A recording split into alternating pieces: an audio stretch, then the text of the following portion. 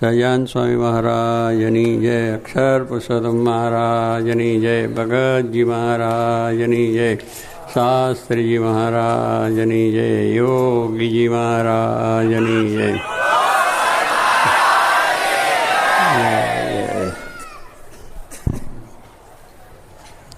ભગવાન સ્વામિનારાયણ પૃથ્વી પર પધાર્યા અને એમને મહામંત્ર જે આપણને આપ્યો એનો આ 200 વર્ષ પૂરા થતાં આ ઉત્સવનું આપણે આયોજન કર્યું છે. એમાં બધા ખાસ પધાર્યા, એનો લાભ લીધો છે.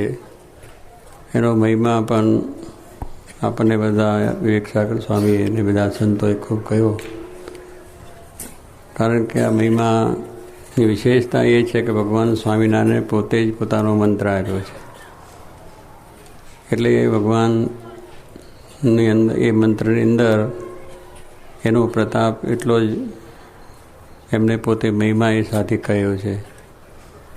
શાસ્ત્રી મહારાજ, યોગીજી મહારાજ, ગુણાતાન સ્વામીની વાત કરી, એમને પણ એટલી શ્રદ્ધાથી, એટલા જ વિશ્વાસથી, એટલી દ્રઢતાથી એ મંત્રનો આગળ મહિમા વધારી દીધો છે અને એ કાર્ય એમને જબરદસ્ત કર્યું છે. હમણાં કહ્યું ને, આલમમાં ડંકો તો એ ભગવાન સ્વામિનારાયણે જે મંત્ર આપ્યો ત્યારથી જ વાગ્યો છે. પણ એનો સમય જેમ જેમ જાય છે એમ એનો મહિમા સમજાય છે. પ્રગટ હોય ત્યારે કોઈને જાણે રમાપતિ રીત. જ્યારે એ મંત્ર આપ્યો અને એ મંત્રનો જે મહિમા મહારાજે કહ્યો ને ત્યાર પછી ગુણાત્યાન સ્વામીએ કહ્યું, ભગતજી અને શાસ્ત્રીજી મહારાજે, યોગીજી મહારાજે કહ્યો, એ વખતે આપણને એમાં કંઈ દેખાય નહીં, પણ એ આપ્યો ત્યારથી જ એની અંદર પ્રતાપ, એની અંદરનું બળ, બધી શક્તિ હતી. પણ એ શક્તિ જેમ જેમ આપણને મહિમા સમજાય ત્યારે એ વાતની આપણને અનુભૂતિ થાય. જ્યાં સુધી કોઈ વસ્તુનો મહિમા ન હોય ત્યાં સુધી એની વિશેષતા આપણને સમજાય નહીં. પણ જેમ મહિમા સમજાતો ગયો એમ બધું કામ થયું. 500 સંતોની પણ વાત કરી કે તે વખતે એમને પણ બહુ સમર્થ હતા, બધા બળવાન હતા, બીજા હતા. પણ શ્રીજી મહારાજે એ વાત કરી કે જાઓ, આ દેશ અમારો સંદેશો સર્વને પહોંચાડો. અને ત્યારે પણ એમને એ બધી વાત કરી. તે વખતે તો બહુ મુશ્કેલી હતી, જેમ વિવેકસર વાત કરી કે સંતોને મારતા, જોડતા, હેરાન કરતા, મુશ્કેલી કરતા. હરિભક્તોને પણ એટલું જ દુઃખ. હરિભક્ત જો સ્વામિનારાયણનો થાય તો એને નાદ બાર મૂકી દે, એને હેરાન કરે, મુશ્કેલી કરે, બધી ઘણી જાતની મુશ્કેલીઓ સ્વામિનારાયણના થાય એટલે તરત થઈ જાય. તે વખતના બધા રજવાડા પણ એવા બધા સંપ્રદાયિકના જે સંતો એવા હતા, એ બધાને આ સ્વામિનારાયણની વાત સાંભળે એટલે એકદમ ભડકે અને એકદમ એની માટે ઉપદ્રવ થાય. પાછો સાંભળીને જો બેસી રહે તો સારું, પણ ઉપદ્રવ જ કરે, એને ત્રાસ જ આપે. કાંકરિયામાં આપણે 3-4 સંતોને મારી નાખેલા, બીજે પણ ઘણી હેરાનગતિ થયેલી. પણ છતાં એ સંતો ભગવાન શ્રીજીમાના એ વાક્યની અંદર બહુ જ દ્રઢતા, શ્રદ્ધા રાખીને એ સહન કર્યું. સહન કરીને એ વાતને ચાલુ જ રાખી. ભલે માર પડ્યો, ખાવાનું ના મળ્યું, બીજું ત્રીજું, હેરાનગતિ થયા ગામે કામ. અને હરિભક્તો પણ એવા બરોબર નીકળ્યા કે ગમે તે થયા પડે, પણ ભગવાન સ્વામિનારાયણે મંત્ર આપ્યો સાચો છે અને ભગવાન સ્વામિનારાયણ સાચા છે એટલો એક દ્રઢ વિશ્વાસ એમને બેઠો હતો. સુંદરિયાની અંદર વાત કરીએ કે ત્યાંના જે હિમરાજ શેઠ ચુસ્ત વૈષ્ણવ હતા અને એ પ્રમાણે આ નાતની અંદર આગળ, સમાજમાં આગળ, ધર્મની રીતે આગળ, બધી રીતે જ હતા.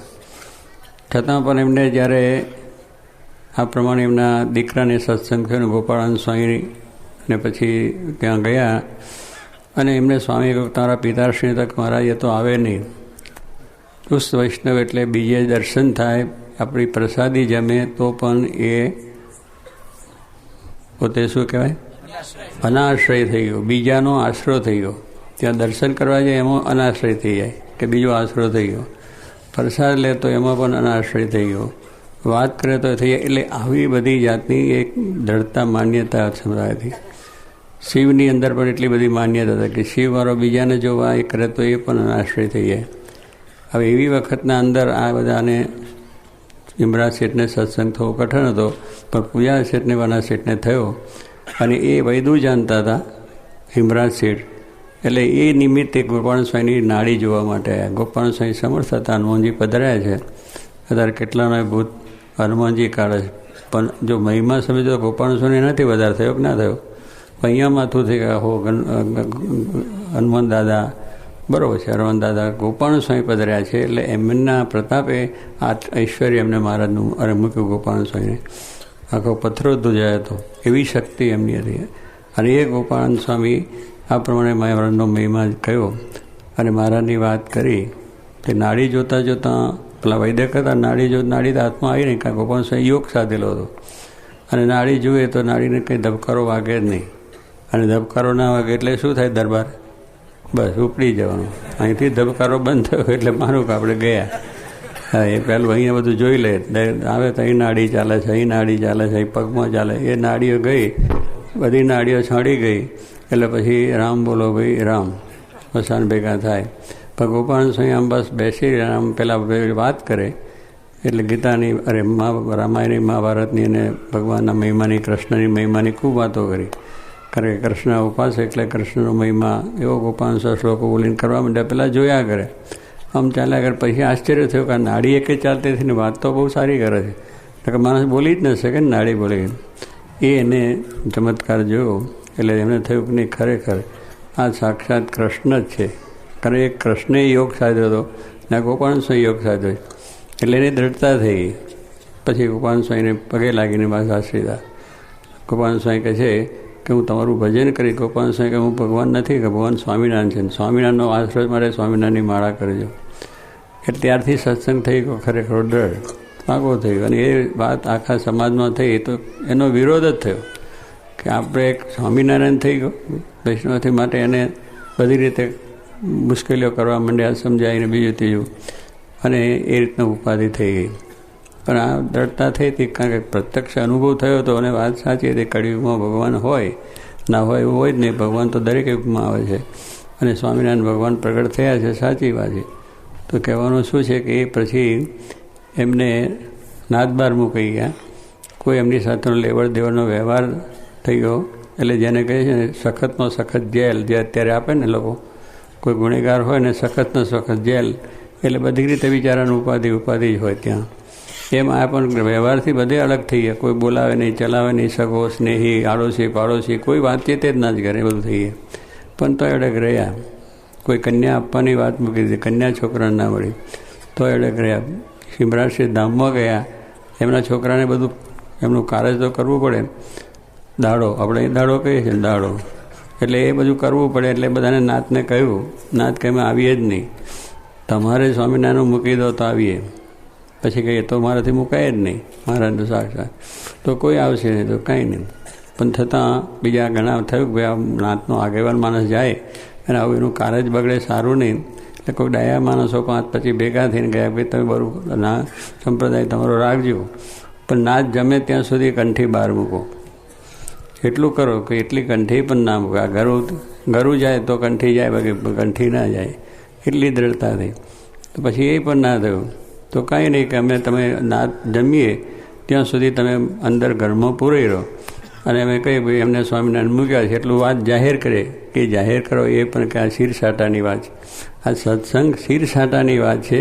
આ કંઈ સામાન્ય રીતે સત્સંગ નથી લીધો કે રખણ કવી હતી. અને સ્વામિનારાયણ ભગવાન સાચા છે અને એમનો આશ્રિત છે.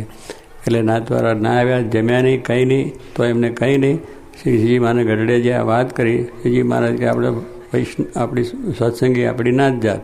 શ્રીજી મહારાજે નાત જાતના ભેદ મટાડી સત્સંગી જે થયો એ પછી ગમે તે નાતનો જાતનો હોય, બધા સત્સંગી એટલે એક નાત બનાવી. અને મારે કે ચાલો આપણે એમના સગા અને આપણે એમની કારજ શોભાડી દઈએ. મહારાજ સંતો હરિભક્તો બધા લઈને 5,000 આવ્યા અને બધું સુધાર્યું. પણ કહેવાનું શું, આવા પ્રસંગોની અંદર પણ આ જો જેને મહિમા સમજાયો છે, જેની દ્રઢતા થઈ છે, એના પ્રસંગો પણ વાત મૂકી નથી. એટલે એવો એક સમાજ ધીરે ધીરે તૈયાર થતો ગયો, એની દ્રઢતા થતી ગઈ. અને એ દ્રઢતાને લઈને અને આ વસ્તુ આપણે બહુ કહે છે ને, લડીને ઝઘડા કે મારામારી કરવાથી વધે નહીં. સહનશીલતા એ જ મોટા મોટી વાત, સાધુતા એ મોટા મોટી વાત છે. ભગવાનનો જે મહિમા છે એ પણ, કારણ કે દુઃખ તો આવે, દુઃખની અંદર પણ ભગવાન સ્વામિનારાયણ જ કરતા છે. ના થકી જ આપણું સારું છે એ થવાનું છે. એક જે દ્રઢતા એનાથી લોકોને ભાવના થાય, લોકોને આપણા પ્રત્યેનો પ્રેમ થાય, વર્તન વાતો કરે. એમ જીવનમાં જો આપણી દ્રઢતા હોય, આપણને જો મહિમા હોય તો વહેલું મોડું સમજાય. તાત્કાલિક એની કંઈ અસર ના લાગે, પણ વાત સાચી છે તો એનો એ વસ્તુ થઈ જાય. દવા ખાઈને તરત અસર નથી થતી, પણ અંદર જાય એટલે ધીરે ધીરે થાય છે. 1-2 દાડે એ રોગનું નિદાન થતું જાય. પણ પેલી આપણે ઉતાર કે કેમ થયું નહીં, પણ થાય છે, પણ વહેલું. તો એ જે લોકોએ સહન કર્યું, ગુણાત્યાન સ્વામીના વખતમાં પણ એટલી ઉપાધિ એમણે પણ સહન કરી, અને એ પ્રમાણે સહન કરીને આ સત્સંગ વધાર્યો છે. દુઃખ સુખ વેઠીને પણ સદાર છે. પોતે નાતના બીજાના ઉપાધિઓ સહન કરી, બાઓની ઉપાધિઓ કરી છે, ભુવાની ઉપાધિઓ સહન કરી છે. દરેક માણસો સ્વામિનારાયણનું નામની ભડક જ હતી કે સ્વામિનારાયણ થઈ ગયો એટલે તરત જ એને માટે વિચાર ચાલે. ગામમાં કૃષ્ણ બી હતી ગયો. એટલે કહેવાનું શું છે કે પણ એ મહિમા જો એમને જે છે એ મહિમાનો ખ્યાલ આવે કે ભગવાન સ્વામિનારાયણનો મંત્ર છે અને સ્વામિનારાયણ ભગવાન સાચા છે, એવો એક મનમાં વિશ્વાસ દ્રઢ હતો. તો આ બધું કાર્ય આગળ ચાલ્યું. શાસ્ત્રી મહારાજના વખતમાં પણ જુઓ કે બંડિયા છે, કાળો ને માર્કન, બીજું ત્રીજું, દરેક ઠેકાને ઊભા થઈ ગામો ગામ. પણ શાસ્ત્રી મહારાજની એક દ્રઢતા હતી અને એક વિશ્વાસ જ હતો કે મહારાજ છે સાચું છે, એમનું જ્ઞાન સાચું છે, એમને આપેલી વાત સાચી છે.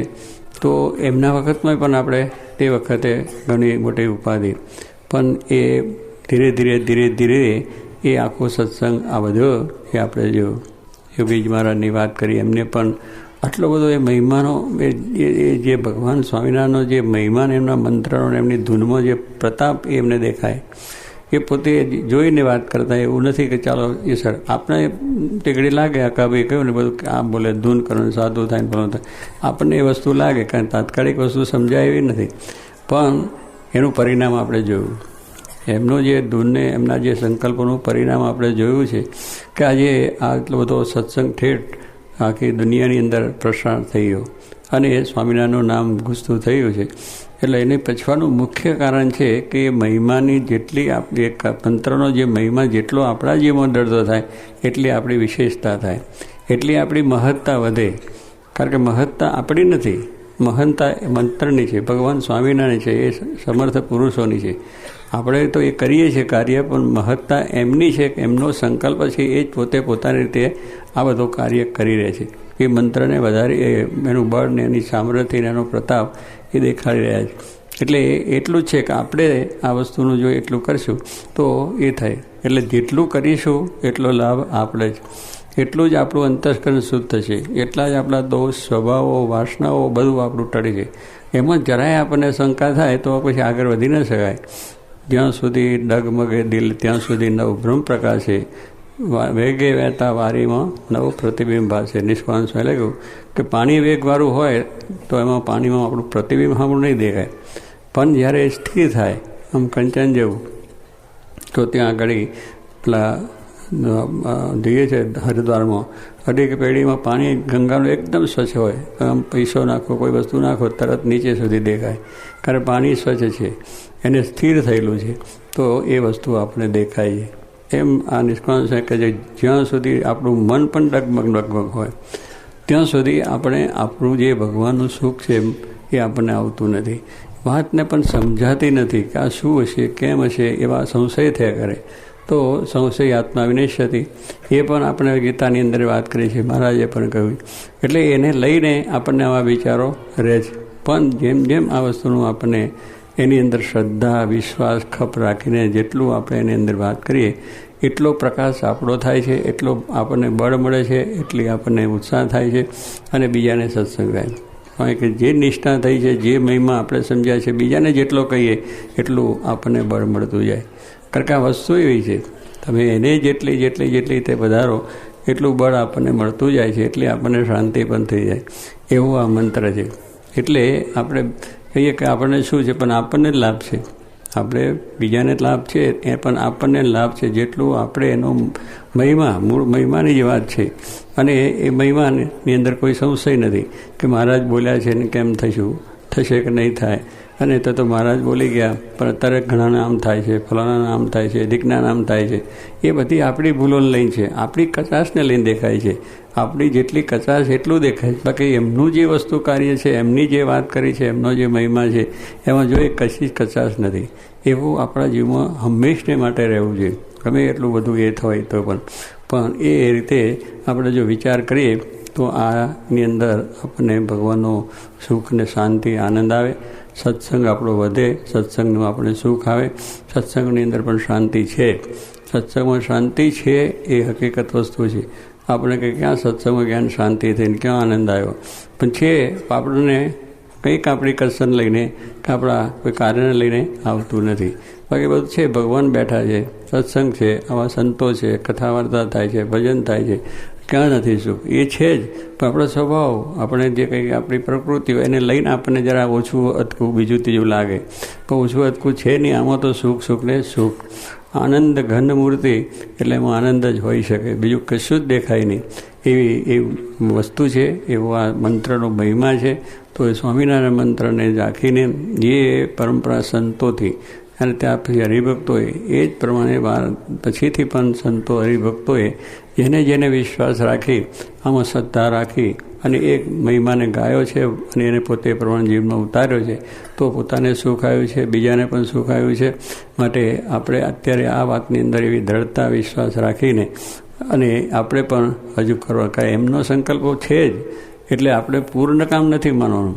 કારણ કે આની અંદર આપણે લોભ રાખવાનો છે. કેટલાક આપણે કંઈ લોભ ના રાખવો, પણ આ કાર્ય કરવામાં લોભ નહીં રાખવાનો કે મહારાજનો સંકલ્પ છે તો આપણે જેટલા સત્સંગી વધે, આપણા પછી આપણા પરંપરા, આપણા છોકરાઓ, આપણા પરિવાર, આપણા સગા વાલા, એ ચાલુ જ રાખવાનું છે કે ચાલો હવે થઈ ગયું, આપણું પૂરું થઈ ગયું, આપણે સમજાઈ ગયું, હવે બીજાને શું ના સમજાય કંઈ નહીં, આપણે શું પડી. શાસ્ત્રી મહારાજ જો વિચાર રાખ્યો હોત કે આખરે મને સમજાઈ ગયું, બીજા ના સમજાય કંઈ નહીં, તો કંઈ થાય? એમને નહીં, આ મને વાત સમજાય છે મારે બધા, આપણને સારું સુખ મળે તો બીજાને સુખ સારું કેમ મળે, આપણને નિષ્ઠા એવી બીજાની નિષ્ઠા કેમ થાય, આપણે સત્સંગ બીજાને કેમ થાય, એ ભાવ જે રાખ્યો એને લઈને આપણે બધા છે. એટલે આપણે પણ આ કાર્ય આગળ વધે જ રાખે અને એ બધું કાર્ય થઈ જ રાખે. એને માટે આપણા ઉત્સવ સમય આ બીજું ત્રીજું છે. એટલે દ્રઢતા જોઈને મદદ કરે મુરારી. આપણી દ્રઢતા જેટલી છે એટલું ભગવાન આપણને બળ આપે છે, સુખ આપે છે, શાંતિ આપે છે. માટે એ ભગવાનના જે કાર્યો છે, ભગવાનનું જે જ્ઞાન છે, ભગવાને જે વાત કરી છે, વચનાવળ છે, સ્વામીની વાતો છે, નિષ્કારણ કાવ્ય છે, શાસ્ત્રી મહારાજ, યોગીજી મહારાજે જે કંઈ એમના જીવન ચરિત્રોની વાંચીએ છીએ, જે વાતો કરી છે એ આપણને એવી લાગે. અઢળ પઢળ બીજું ત્રીજું જોગીમાનું જીવન ચરિત્ર વાંચો, શાસ્ત્રીમાં, અને મહારાજનું વાંચીએ તો કેટલીક વખત અટ્ટર પટ્ટર બધું, પણ એ જે બોલ્યા છે બરાબર જ છે. કારણ કે વેદ વાક્ય, સત્પુરુષનું વાક્ય વેદ વાક્ય કહ્યું, એમાં બીજો વિચાર જ કરવાનો હોય. સંકલ્પ વેદો છે એ સાચા છે, એ ભગવાનને આપેલા છે. એમ આપણે ભગવાનના વાક્ય કે મોટા પુરુષના વાક્યો છે એ થવાના છે, એ બ્રહ્માંડોમય થવાના છે, અનંત બ્રહ્માંડમય થવાના છે. પ્રકૃતિ પુરુષ સુધી ગુના સ્વામી કહી દઉં કે રાખ ન પડી કે ક્યાં જોવા ગયા છે. પ્રકૃતિ અહીં બેઠા બેઠા વાત કરે જૂનાગઢમાં, અને જૂનાગઢમાં ત્યાં આગળ વાત ચાલે, પ્રકૃતિ પુરુષોની વાત કરે, પણ એ અક્ષરધામના હતા. અક્ષરધામ પોતે સાક્ષાત હતા. હવે એની દ્રષ્ટિ જુઓ તો પછી બ્રહ્માંડ પ્રકૃતિ પુરુષ કેટલાય આવી જાય, પણ એ આપણને મહિમા નથી એટલે વિચારવા કાં બોલ્યા નહીં. પેલા પાળા હતા એને કહ્યું સ્વામી મોટા મોટા ગપ્પો. હવે એવી વાતોની અંદર ગપ્પા મનાતો હોય તો એનું ક્યારેય કોઈ દર ઊંચું આવે નહીં. એ ભલે સત્સંગમાં રહીને બધું કરતો હોય, પણ છતાં એને મનમાં એક વિચાર આવે. પણ જે નિર્સંશય થઈ ગયા તો એને કોઈ વિચાર નહીં. સ્વામી બોલે નહીં, અહો સ્વામી જોગી બાપા જે રીતે વાત કરે તો જે બધાને આનંદ થઈ જતો. કારણ જેને મહિમા છે એને આનંદ આવતો, ન મહિમા હોય એને જરા લોચા વાગે કે આ છે શું હશે. સ્વામી બોલે ઠીક, આ તો સમજ્યા કરે, પ્રત્યેકલી આપણને જરા એ થયા કરે. પણ એ એમ કરતાં કરતાં જેને દ્રઢતા થઈ ગઈ અને જેને વિશ્વાસ આવ્યો એનું કામ પણ થઈ ગયું. એટલે આ વાત મંત્ર પણ સાચો છે, મહારાજ સાચા છે, એમના સંતો, એમનું જ્ઞાન, એમની ભક્તિ બધું સાચું છે. શાસ્ત્રી મહારાજ કરી ગયા એ પણ એટલું જ સાચી વસ્તુ છે. અક્ષર અને પુરુષોત્તમનું જ્ઞાન, એમાં કંઈ કોઈ શંકાની વસ્તુ નથી. એ સિદ્ધાંત છે, શાસ્ત્રોક્ત છે, સાંપ્રદાયિક રીતે છે, અને બધાની સાથે મળતું એવું શાસ્ત્રી મહારાજનું કાર્ય છે. તો એ શાસ્ત્રી મહારાજ જે કાર્ય કરી ગયા, એ જે આપણે વાતો કરી ગયા, જોગી મહારાજ પણ આપણે જે વાતો કરી ગયા અને કહી ગયા છે, એ આપણા જીવનમાં એક દ્રઢ થવી જોઈએ. તો પછી આ મંત્રની અંદર આપણને ઉત્સાહ ઉમંગ રહેશે. તો એવો અપાર જે મહિમા આ મંત્રનો છે એ મંત્રનો એવો ને એવો મહિમા આપણે સમજીએ. એ બધા સમજ્યા અને એમને જેમ પ્રસારણ કર્યું છે એમ આપણે પણ સમજીએ અને આપણા દ્વારા પણ ભગવાન એવું સુંદર કાર્ય કરતા ભગવાન છે. એટલે મેં કહ્યું એમને મંત્ર આપ્યો છે, એ મંત્રમાં કેટલી સિદ્ધિ છે, કેટલું બળ છે, કેટલી મહત્તા છે, એ પોતે જ આજે પ્રસારે છે દેશ પરદેશ સુધી. એટલે એની અંદર આપણે મહારાજનો વિશ્વાસ દૃઢતા રાખી અને આવું આપણા દ્વારા ભગવાન જે કાર્ય કરાવે છે એ આપણે ભગવાન રાજી થાય. ભગવાનને રાજી કરવા માટે આપણે કરવું છે. કોઈ પ્રકારની જો આપણે લાલચા હશે, કોઈ પ્રકારની આપણે ઈચ્છા હશે, કોઈ પ્રકારનો દેહભાવ હશે તો આપણે વધી શકાશે નહીં. પણ આપણે કેવળ ભગવાનને રાજી કરવા માટે ભગવાને આપેલી વસ્તુ એ વસ્તુને આપણે સમજી મહિમા અને એ રાજી થાય એને માટે કરીએ. પણ મને આ મળે એને માટે થાય, આ મળે તો એ ઈચ્છા છે તો સ્વામી કે પાછી ઈચ્છા પૂરણ ના થાય એટલે મન પાછું પડી જાય. પણ કોઈ પ્રકારની ઈચ્છા નથી. જીવનો સત્સંગ કયો એટલા માટે જીવનો સત્સંગ હોય એટલે કોઈ વિચાર સંકલ્પ થાય, દેહભાવ આવી ગયો. અને આત્મભાવથી આપણે જો કરીએ તો કંઈ વાંધો આવતો નથી. એટલે દેહભાવની વસ્તુને મહારાજ કહ્યું હશે ત્યાં સુધી આપણને આ સંકલ્પો બીજું રહેશે. તો એ બધી વસ્તુની અંદર આપણે એ એમના પ્રત્યેનો વિશ્વાસતા રાખીને આપણે જો કાર્ય કરીશું તો આપણને સુખને સુખ, શાંતિને શાંતિ છે. માટે આપણને ગમે એટલા સ્વભાવ પ્રકૃતિ બીજું ત્રીજું હોય પણ આ મંત્રનો મહિમા રાખીશું તો આપણા બધા જ અંતના દોષો, સ્વભાવો, વાસનાઓ ટળી જશે, શાંતિ થઈ જશે અને આપણું કલ્યાણ થશે. અને પછી કહ્યું ને કે અમારું જે દર્શન કરશે એ પણ કલ્યાણ, મારું દર્શન કરશે એ પણ કલ્યાણ કરશે એ વાત છે. અને હમણાં વાત આપણે વ્યાખ્યા કરી કે ભાઈ જે ગોરાનું પાણી પીશે, કેટલું બધું મારાનો સંકલ્પ છે, કેટલા બધા વાહન મળવા છે, કેટલો બધો મહિમાની વાત કરી. હવે મારું પોતે સત્સંગીઓનું થાય, પછી સાધુનું થાય, સાધુ પછી સત્સંગીઓની વાત કરી, સત્સંગી પાછા કોકના ગોરાનું પાણી પીવે એને ઘરે જમે તો એનું પણ કલ્યાણ થાય. હવે કેટલી બધી વાત છે. એટલે આપણે કહીએ કે કેમ છે પણ એ થાય છે અને જોઈએ છે. હવે એ જોયું છે તો આપણે એવો વિશ્વાસ રાખીને આગળ વધીએ કે જેથી કરીને આપણને પણ શાંતિ.